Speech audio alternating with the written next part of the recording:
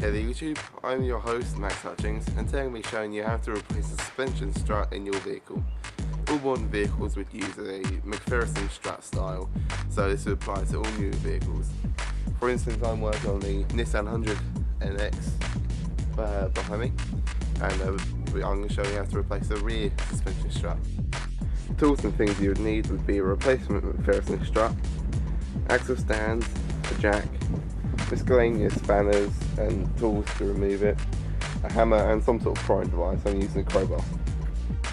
First, what you want to do is remove the hubcap and slacken off nuts. Do not take them fully off as the vehicle has not been jacked up yet. Okay, now the wheel nuts are slackened off, we can continue to jack up the vehicle and axle stand it. Don't forget to brick your front wheels, as jacking up the rear wheels, which are only controlled by the handbrake, may lose traction and cause your vehicle to roll away. Even if you're on flat ground, this is good practice to brick them. Don't forget to axle stand your vehicle, as having a ton of snow landing on your face isn't fun. Now with the wheel loosened, you'll be able to pull it off to expose the McPherson strut. Top tips: if you're working on a vehicle that's jacked up and you have a wheel that's spare, chuck it under the seals. If there's any failure in the jack or the axle stands, this may save your life. Another top tip: if you're working in an area that's uneven or muddy or dirty, lay down a work mat. It makes working on cars a lot easier and a lot cleaner. Depending on what car you have, the McPherson strut may have a anti-roll bar attached to the strut. Also a brake line may be attached. You can see down there, the brake line is fastened to the strut. This will need to be released for it to be removed. Now with both the anti-roll bar linkage and the brake lines released, we can now start to slacken off and loosen these two McPherson lower strut bolts. These should be normally quite tight, but the thing is, I've taken this off once before and put copper grease in all these bolts, which is the recommended thing to do and makes it easier for the next person to remove it. Now with them two lower bolts removed, we can now move on to the interior. Now there's going to be a 3-pin stud up here that you'll have to remove. In the case of this vehicle, you have to remove this top cover bar and doing some interior clips. In your car, again, it may vary. With all interior covers off, you should be able to access 3 studs. Sometimes it's 4, varying on the vehicle, but on this occasion it's 3 studs. Remember what order these go in, because it's the reversal disassembly when we're putting it back in.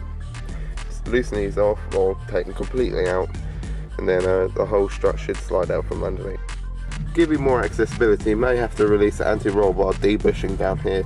You don't have to fully remove it, just loosen it, and then as you can see, your strut should just fall out. There's not much to it really.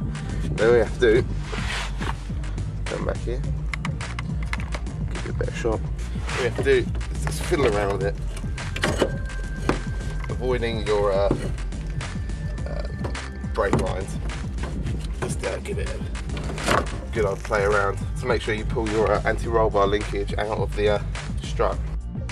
Once removed, you can put your struts side by side to compare any differences from later models and newer models. In my case, these are the exact same parts as they're from the exact same model and year. So, I mean, you may have to replace or swap over rubber top mountings or lower ball mountings. But in this case it's all there, so it's just a straight swap. Once you've replaced any other parts that need to be replaced, it's just pretty much a reversal of disassembly.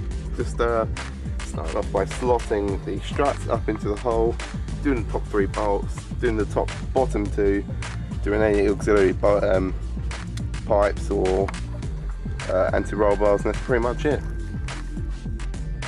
I recommend fitting everything loosely. I mean, as you can see, there's still plenty of allowance on the top. I mean, I've only partially threaded the top 3 bolts in, because as you can see down here, these bolts are nowhere near lining up, because this arm pivots on a sort of weird axle that goes kind of like this.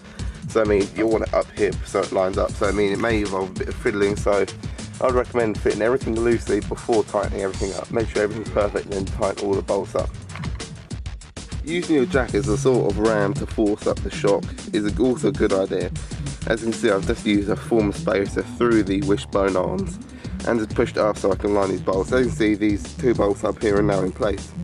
So now with that, in place, just fit your anti-roll bar and your brake lines back on, tighten up all the bolts, and that should be it. Fit your wheel back on, that's it.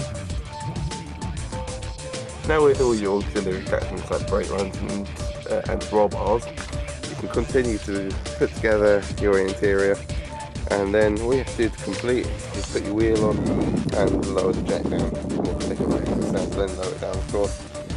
But that's pretty much the job. There you go, job's all done, wheels on, and now, not making any sticky noises, less bouncy, job's done. The other one was sticking, it was making a clunking noise, and also it's very, very bouncy, and you could do that and bounce forever. So, job done. Well guys, that's all from me. Hope this video has been useful to you. I'm Max Hutchins, also known as Cool Dude 128. Cheers for watching, see you guys later.